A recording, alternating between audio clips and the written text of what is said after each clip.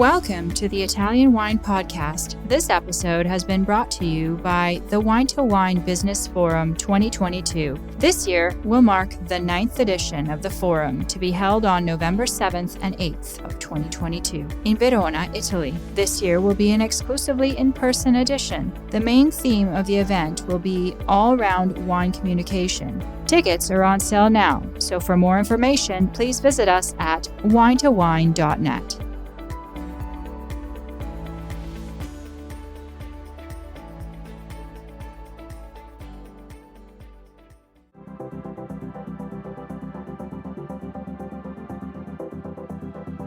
Thanks for tuning in to Get U.S. Market Ready with Italian Wine People on the Italian Wine Podcast.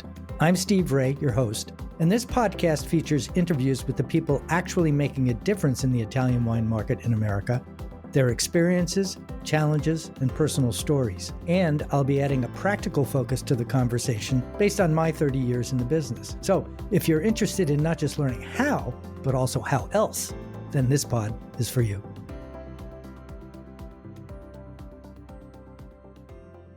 Hello, and welcome to this week's edition of Get U.S. Market Ready with Italian Wine People. I'm Steve Raye, your host, and my guest this week is Mike Votto. Mike, welcome to the show. Hey, Steve. Thank you for having me. How do I find an importer? And while it's a very simple question, it's a very complicated answer. And so we invited Mike this week to talk because he has deep perspective on it, owning an import company himself, but it's been going through some evolutionary changes, which opens a lot of new opportunities for some brands. So, Mike, tell us a little bit about you, your personal history, and then we can get into Votto Vines. Sure, Steve. Thank you. I grew up in a big Italian-American family in New Haven County in Connecticut, and food and wine always a part of our family. I think like most Italian-American families.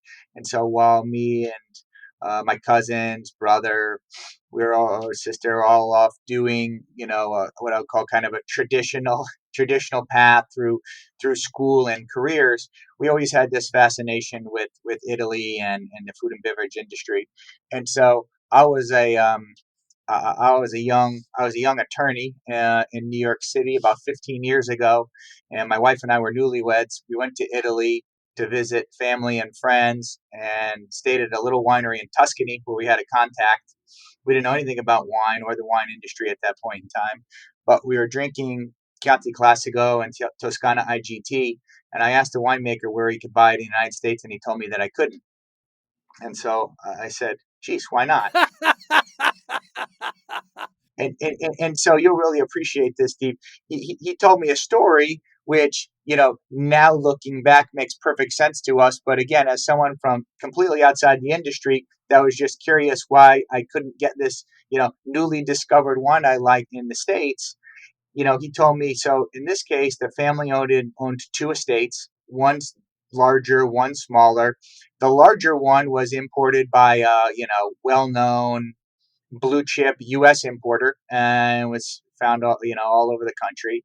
And then their smaller estate, which is the one we were at, didn't have the scale for the larger importers. They had spoken to some smaller importers over the years. They were, concerned about their ability to pay their bills and things that, you would run into with kind of small companies in any industry. And so they said that they were reticent to export to the U.S. Came home, had this conversation with my cousins and brother and dad and all sorts of folks. And as we started digging in and trying to learn about the industry and talk to folks we knew in the industry, I think our original thesis was just that, hey, maybe there's an opportunity to try to, really get to that, what we'll call middle market, where, you've got enough size and scope and financial wherewithal to, build a significant size business.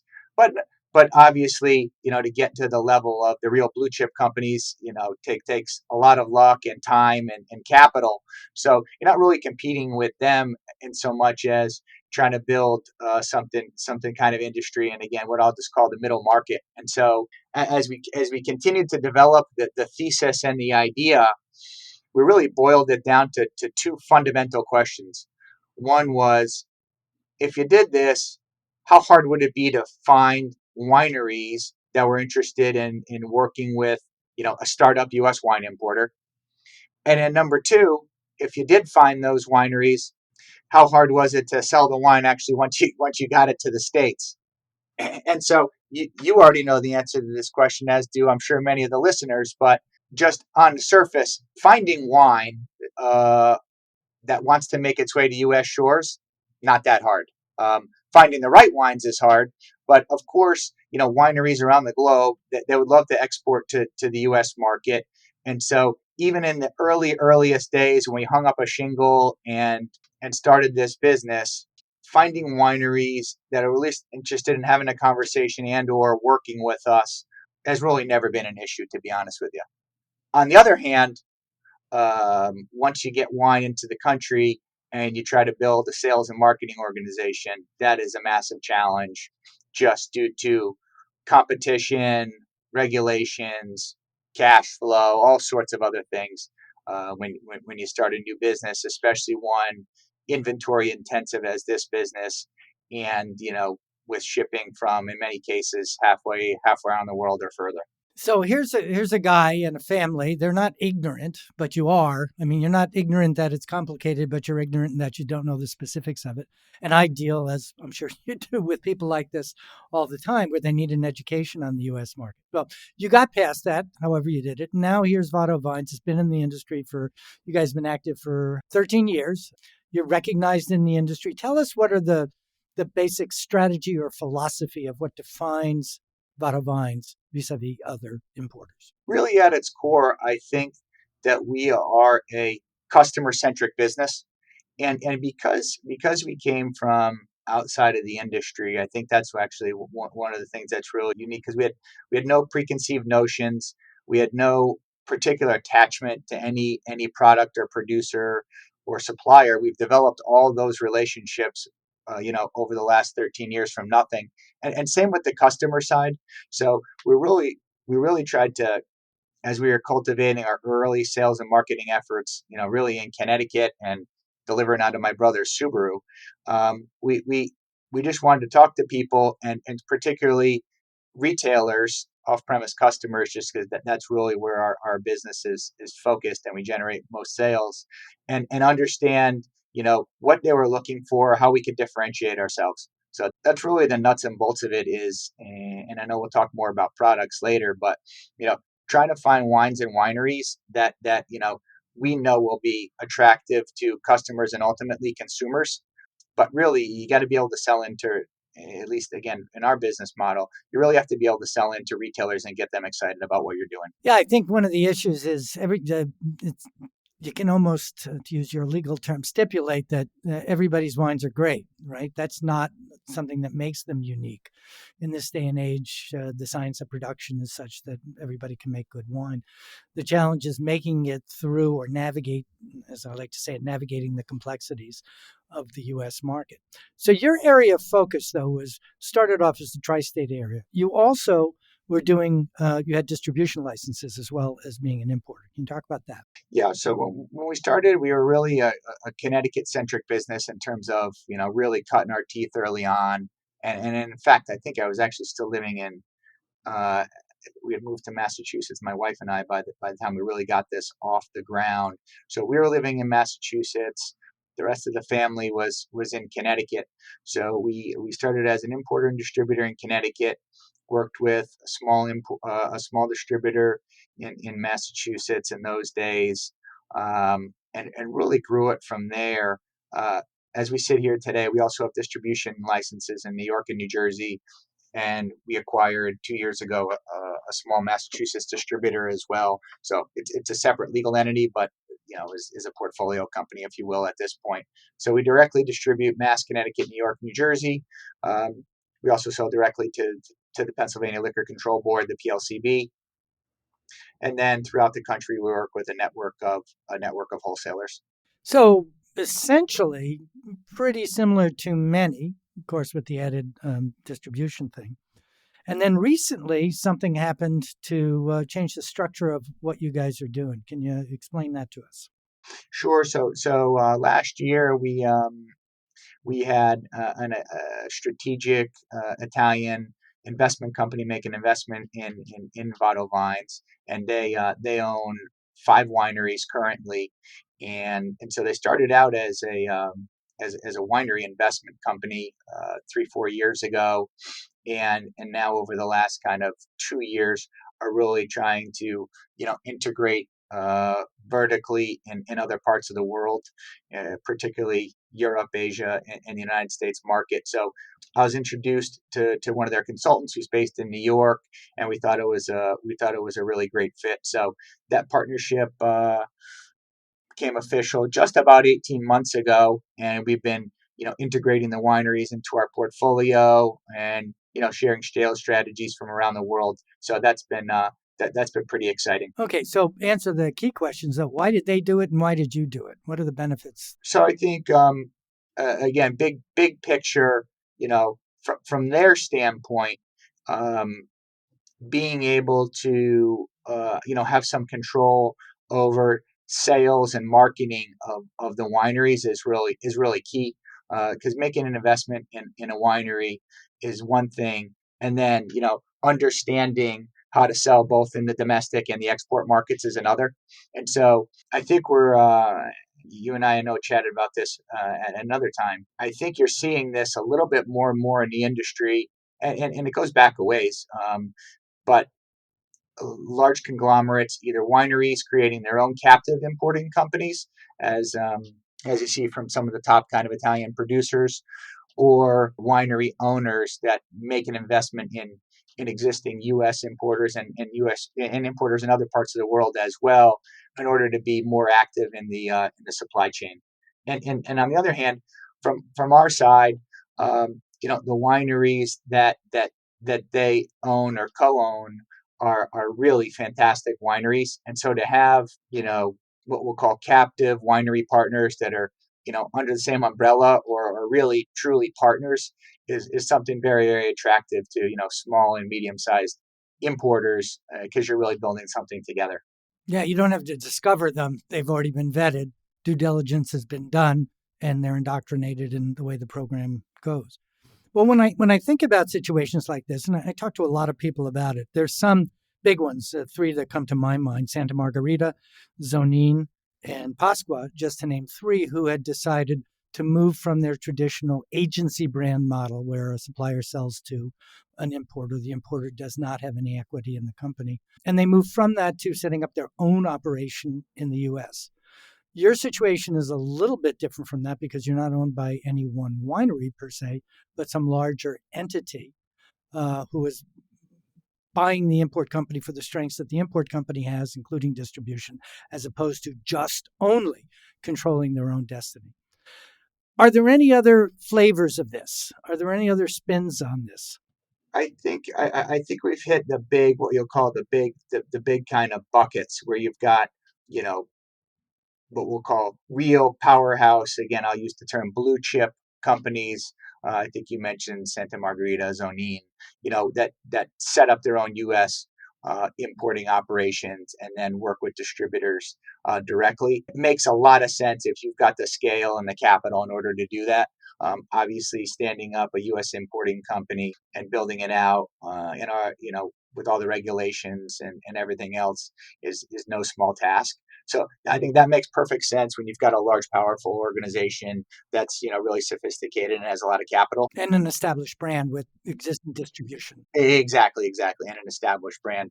And then you see, I think, other deals, more in the ilk of what we're talking about in terms of our partnership. So I remember years ago reading about Sograp, acquiring an importer in Connecticut. You saw just within this year Italian wine brands, which is IWB, which is actually a publicly traded um, organization in Italy that owns a number of wineries.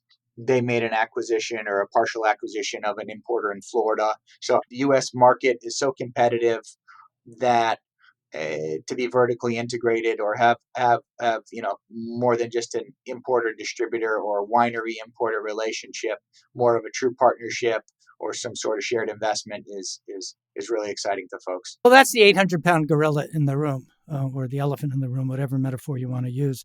And that is, I'm seeing a lot more interest all the way up to demand or requirement on the part of both importers as well as distributors for some level of equity in companies that they work with.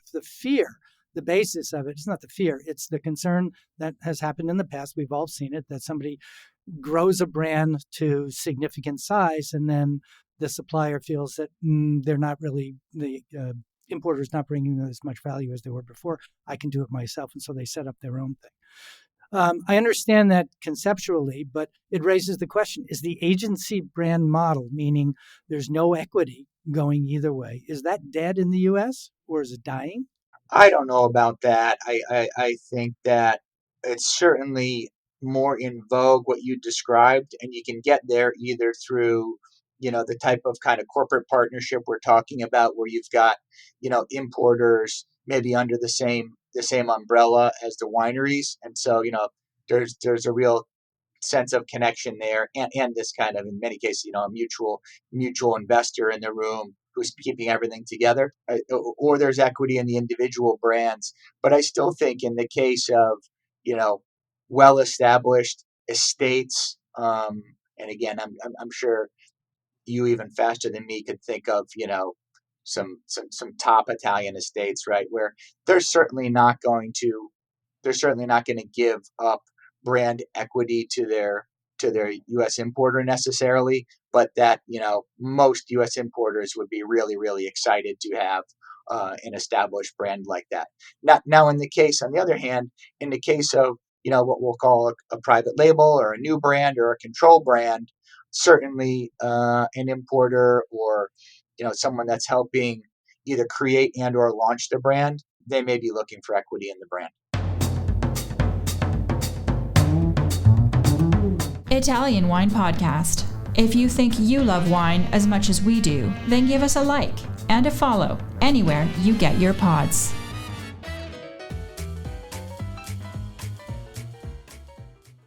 Okay, well, you're an attorney, so let's get down to contracts. One of the things is, do you see contract terms changing to soften the blow, if you will, if somebody pulls a successful brand?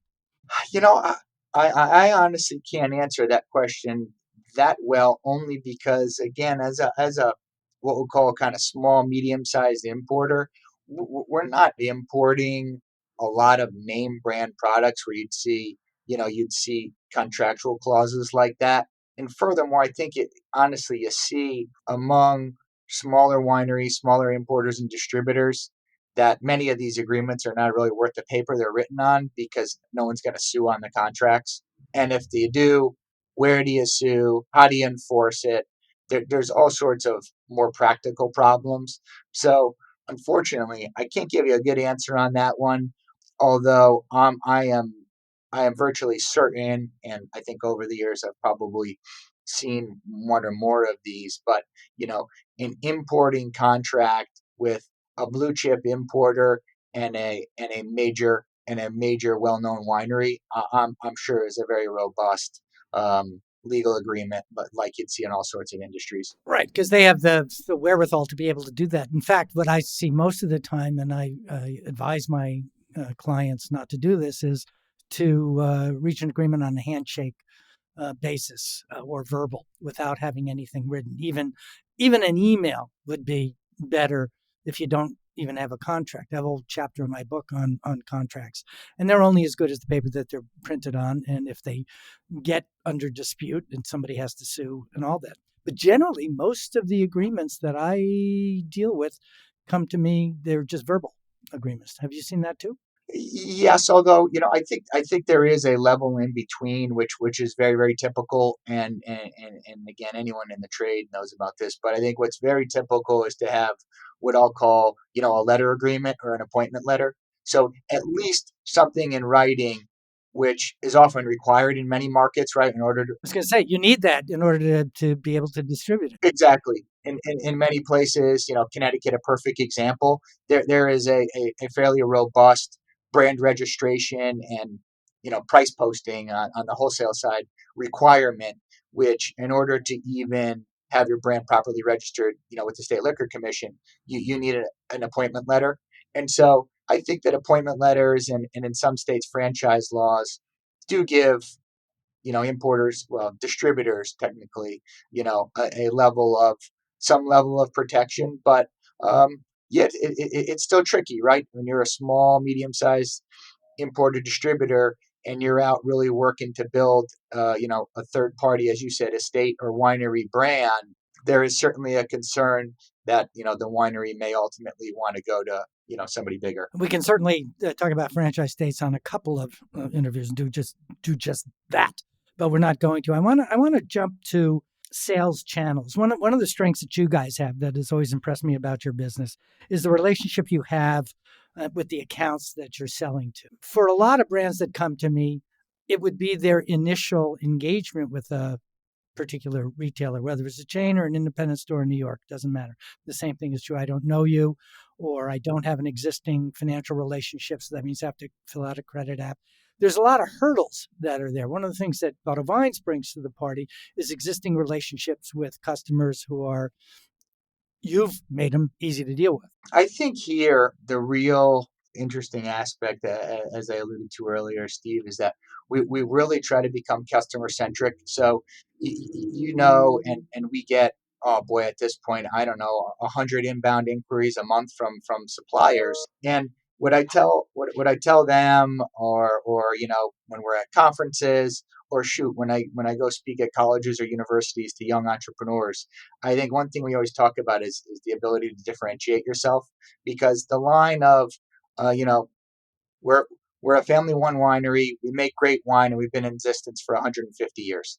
I think all that's fantastic, but it doesn't mean I can sell your wine just as us showing up and saying, hey, we're a family run business of cousins and brothers, and we're really nice people. Do you want to buy our wine? Um, that'll maybe get you a meeting, but it's not going to sell any. It's not going to sell any product. So I think you have to really succinctly be able to describe the fact that why your products are interesting, and what they ultimately offer to the retailer, just to use an example, right? And ultimately the consumer. So whether, you've got the best priced wines in your appellation, whether you just got, a 92-point score from Robert Parker and the wine is not present anywhere in the North, et cetera, et cetera. So I think that's really how we've tried to, something we think about all the time is, Mr. or Mrs. Retailer, you want to do business with us for these reasons. And not just because we have nice wines, because we know there's a lot of importers and distributors that have great products. Yeah, when I counsel clients, it's your consumer message about how wonderful your wine is and the story that makes it memorable and shareable. Those are critical tools for the consumer side. For the trade side, you got to answer the question, what's in it for me? And they're interested in the 5 M's: money, margin, marketing, manpower, and media. Go through those slowly. Money, margin, marketing, manpower, and media. And those all cost money. But at the end of the day, what you're trying to do is to get that person's comfort level up, that in fact, you can be a business partner that will deliver them more profits, more butts and seats if it's on premise, more customers coming more often, spending more money. And I think a lot of people focus on the wrong thing, which is telling the consumer story to the trade. Do you agree with that? I agree completely. I don't even think you need me for this podcast anymore. Because honestly, you just nailed it, and I've never actually thought about it in those terms, but I think you're exactly right. The consumer story, and actually the story which the retailers ultimately ask us for more information about in order to sell to their customers, is exactly what you described. That's where I'm fascinated by 10th generation winemakers and a daughter and son, who are taking over the winery and, have the old school mentality, but, the sophisticated training and all these other great things. But in order to sell that product in first, before the story, really matters, frankly, like you said, it's about dollars and cents. Because even though we've got, one of the things that attracted us ultimately to this industry, which makes it really fun and exciting, is, you've got farmers, you've got the relationship with food, you've got all these cool things about the wine industry. But at the end of the day, as you said, it's dollars and cents in terms of the actual B2B selling. Yeah, I liken it to a series of 3 locked gates, and you have to have, with a brick wall at the end, And the first one is importation, the second is distribution, and the third is retail or on-premise sales. And getting through the first two are great, but you haven't accomplished anything if you can't also plan and have in place a program to hit numbers three, the get into the retail store, and then finally to the consumer. So let's jump to the whole concept about sales channels. We're all familiar with on-premise bars and restaurants. We're all familiar with off-premise, what we would call either independent or chain liquor stores, as opposed to grocery stores that sell things other than wine and spirits. But there's a new one now that's called non-premise or e-premise, which has really exploded from something like 4% to it will be 12%, maybe more at the end of 2022. And they're saying up to 20% in the coming year or two, called non-premise or e-premise. How are you guys dealing with that? Yeah, I think we've been bullish on the e-commerce wine channel for a long time, for as long as I can remember. And I don't know if you know a book called Delivering Happiness, but it's the book about the story of Zappos. In the book, the founder who unfortunately passed away, I think over the last year or the year before, just tells a story about how, early on, everyone told them that no one would buy shoes and sneakers online because, they needed to try them on.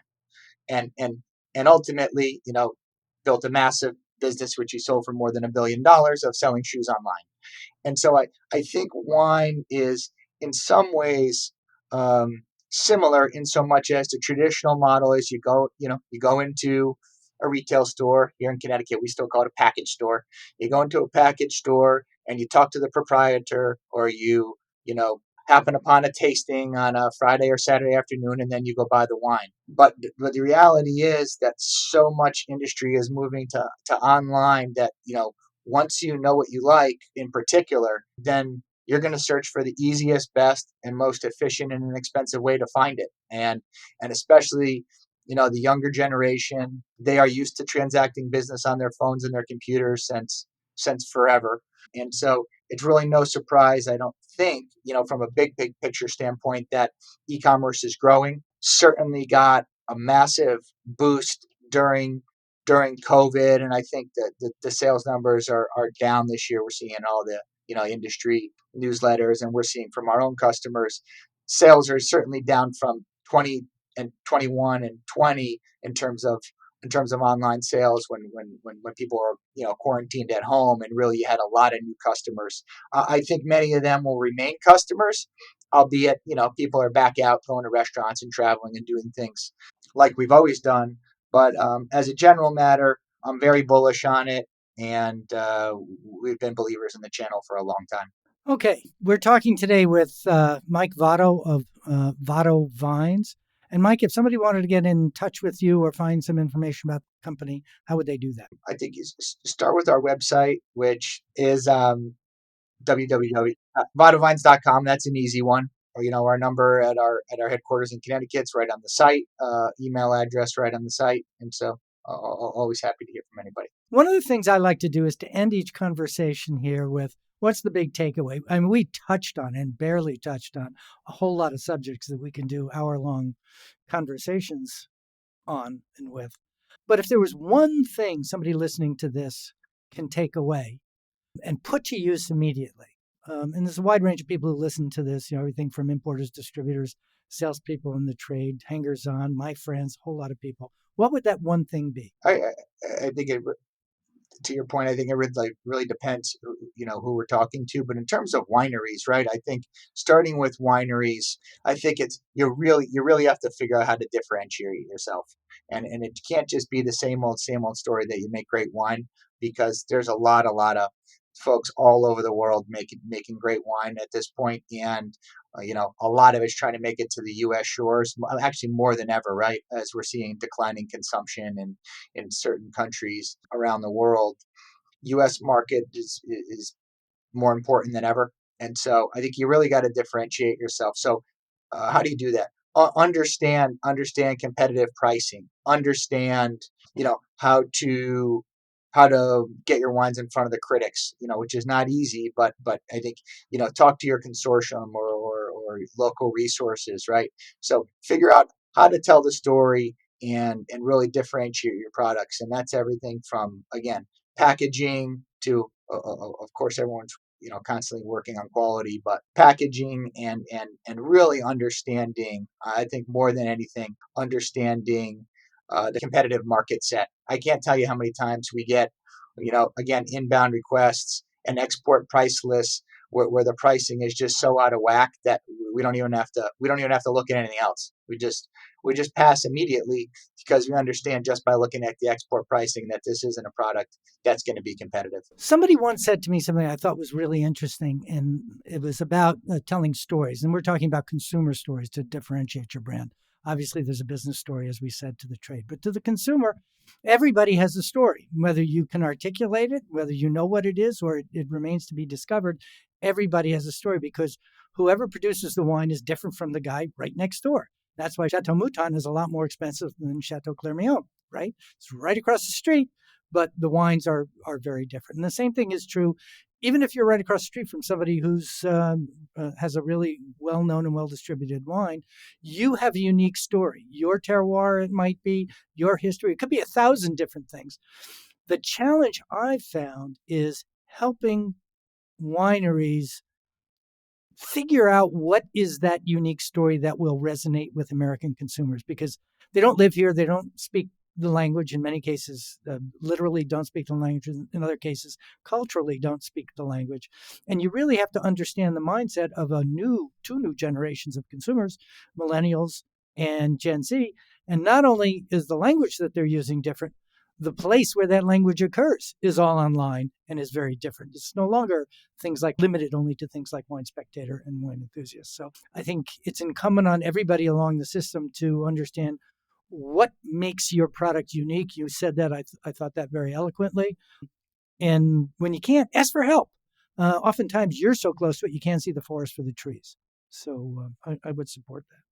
As I said, we've been speaking this week with Mike Votto, CEO of Votto Vines. That's VottoVines.com, VOTTOVINES. Mike, thank you very much for joining us. Thanks, Steve. Really appreciate it. Always a pleasure to chat with you. And for all of you listening, tune in next week and we'll have another great interview for you on Get U.S. Market Ready with Italian Wine People. And I'll see you next week. This is Steve Raye.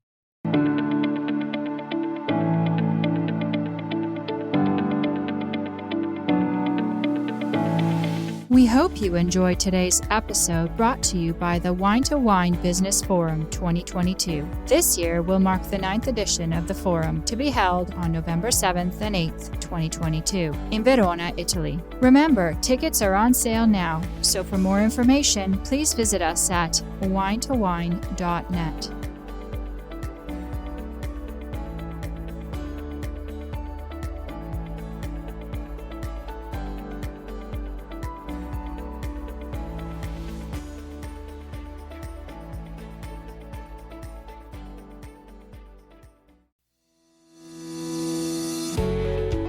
Guys, I'm Joy Livingston, and I am the producer of the Italian Wine Podcast. Thank you for listening. We are the only wine podcast that has been doing a daily show since the pandemic began. This is a labor of love, and we are committed to bringing you free content every day. Of course, this takes time and effort, not to mention the cost of equipment, production, and editing. We would be grateful for your donations, suggestions, requests, and ideas. For more information on how to get in touch, go to ItalianWinePodcast.com.